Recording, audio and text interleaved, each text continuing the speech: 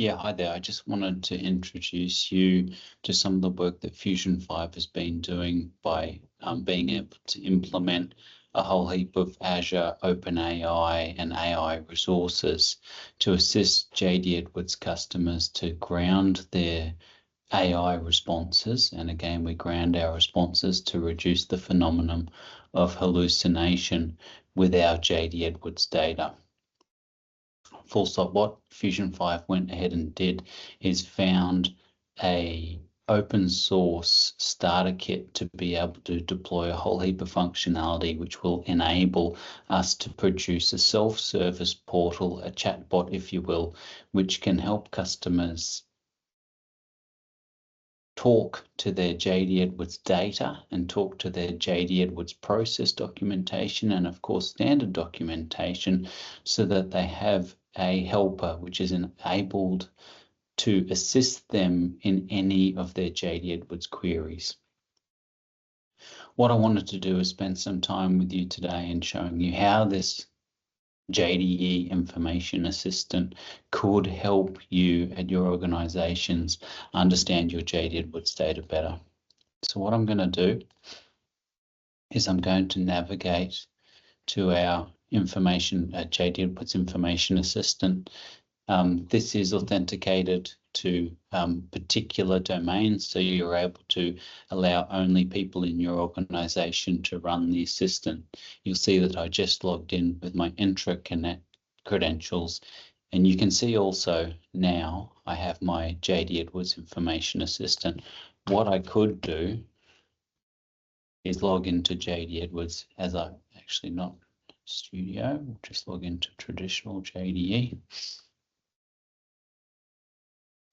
And if I log in here with my JD Edwards credentials, you'll also see that I've been able to hook up some E1 pages to enable the exact same functionality.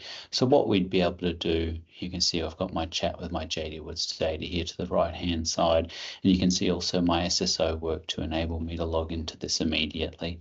But let's go back to my normal web. And I'm just going to explain navigation in this current session.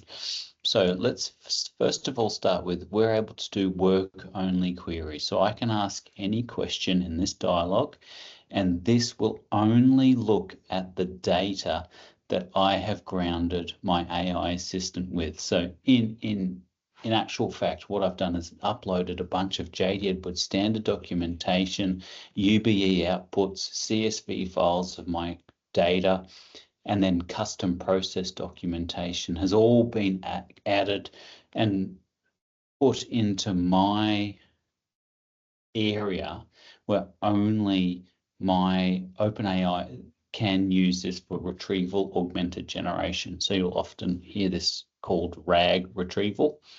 And so any queries that I type into this will use the LLM and will use OpenAI to put some nice words around the results, but it can only get the core results from my grounded data.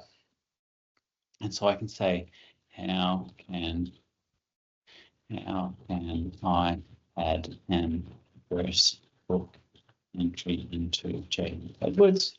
And so that particular query is only going to my data. And because I've spelled JD Edwards wrong, oh, well, it's made the assumption that we're talking about JD Edwards. And so it can see here how to perform this task. And again, if you look at all the references, these references will make a little bit more sense in a moment, but it's using the folder FO101 JD addressbook.pdf, and it's using this particular section. Now, again, it was a very simple query that I put into the engine, but I can actually get to the source documentation where it's found this documentation first. And we can see quite quickly it's an old 9.1 documentation, but entering JDE address book record. So it's done all the heavy lifting. It has been able to find the data that I've grounded in my data sources and take me directly to the PDF that references that data. So it's pretty interesting that I can do this immediately in JD Edwards. Then I also have another tab here called Work and Web.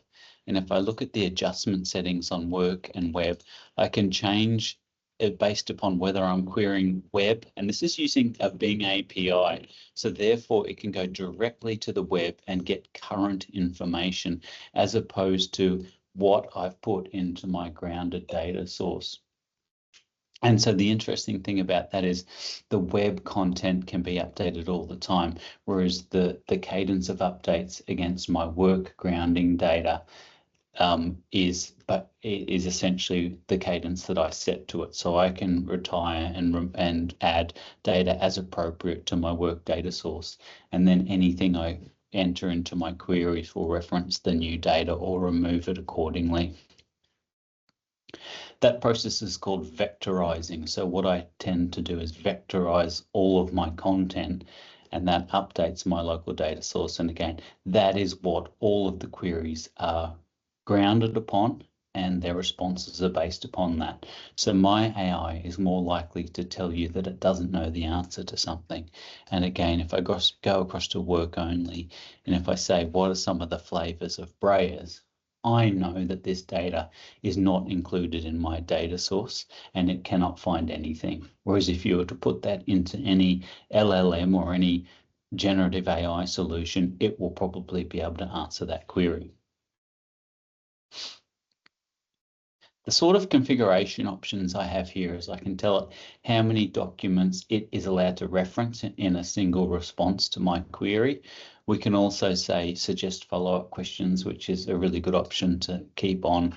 And then I can have a user persona and a system persona. So the user persona is who I am and the sorts of help that I might need.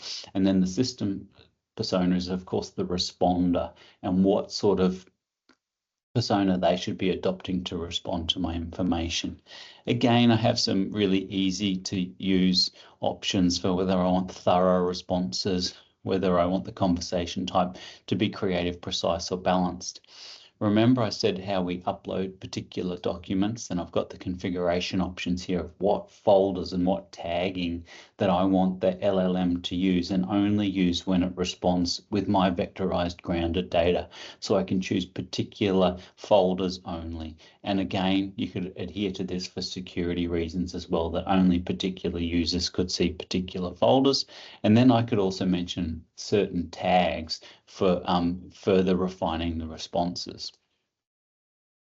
Now, if you wanted to see how we can upload additional documentation to our folder, what we can do here is we get a very simple interface to uploading data. Again, you could choose to secure this out, and we're able to add CSV, TXT files, etc. We can use PowerPoints, DocXs, and Excel, any PDFs, which are really handy because a lot of the documentation that we get from the internet is PDF based. It'll accept web and HTML files. I've even put in JSON files and it's been okay to read those, and then email messages. And what we can do is choose the folder. So if I had some address book related content, I could choose FO101. And you can see my pop-up here. I could choose a particular additional PDF report. I could open that, and what you'll find is I can upload that to my grounded data source, and now that is going into a queue to be vectorized. And if I go to my uploaded status tab here and I refresh the tab, so in the last 4 hours it can see this new document that I've added, so Strategic Roadmap 2025, that's been queued against the FO101 folder, and we can see that the PDF file is selected and the vectorization process has started. So this is going to vectorize that data and then allow that to be the first point of call for any retrieval of my grounded data. And this can be private data because you are not training anyone else's LLM and you are not letting this data go to the internet per se. You are controlling the entire ecosystem of this information, but allowing your personal assistant to be able to go to this information first. Again, if I wanted to look at the last 30 days, I've uploaded information to my personalized private vector store. We can see all of the files that I've uploaded. So I've uploaded a plethora of different documentation. And what you find is when you're training your generative AI, You can put a number of documents that sort of indicate the same content, but it's able to slice and dice your data to find the appropriate responses for your end users. So you can see there I've probably got 100 different things that I've uploaded into this console to try and, or 243 items of content to try and facilitate this knowledge journey and to try and give my assistant as much information as possible to be able to answer any queries that I might have. All right, so we've got all our uploaded files. Of course, you're also, you could use APIs to control this. You could have when certain submitted jobs finish. So I would recommend when you run your scheduled integrity jobs that they automatically get uploaded to here.